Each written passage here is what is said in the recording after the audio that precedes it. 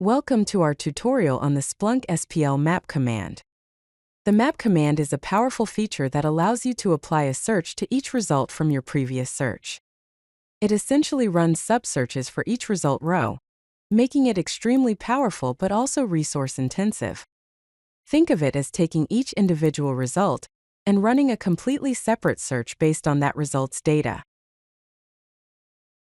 The basic syntax for the map command is simple. You use the pipe symbol followed by map, then the search parameter equals, and then your search string in quotes. The search string contains the actual search you want to execute for each result. This search string can reference field values from the current result using special token syntax. The map command works in two main steps. First, it takes each result from the previous search in your pipeline. Then, for each of these individual results, it runs a subsearch using the search string you specified. This means if you have 10 results from your initial search, the map command will execute 10 separate subsearches, one for each result. Here's a simple example to illustrate how map works. We start with a search that looks in the web index and creates statistics showing the count by host. Then we pipe this to the map command. The map command runs a new search for each host, searching the app index for events from that specific host. The $host is a token that gets replaced with the actual host value from each result. Token variables are the key to making map command powerful. You reference field values from the current result using the $sign syntax. Simply put the field name between two $signs like $field name $sign. These tokens are replaced with the actual field values for each result row when the subsearch executes. This allows you to create dynamic searches based on the data in each result.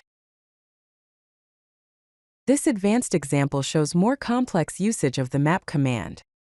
We start by finding the top 5 source IP addresses from the security index. Then for each of these IP addresses, we run a subsearch in the firewall index.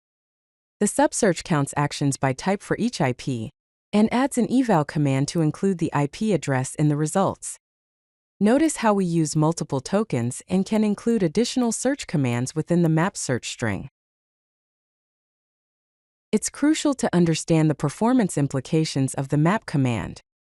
Since each result spawns a separate search, it can quickly overwhelm system resources if you're not careful. If you have hundreds or thousands of results before the map command, you'll be running that many subsearches simultaneously. The best practice is to limit your results before using map by using commands like head or where to filter down to only the most essential results. Let's summarize the key points about the map command. First, it runs subsearches for each result row from the previous search. Second, you use tokens with $signs around field names to pass values from each result into the subsearch. Third, it's resource-intensive, so always limit your input results to avoid performance issues. The map command is powerful for complex correlation scenarios, but use it wisely and sparingly to maintain system performance. If you like this video, hit that like button and don't forget to subscribe. Visit CodeLucky.com for more such useful content.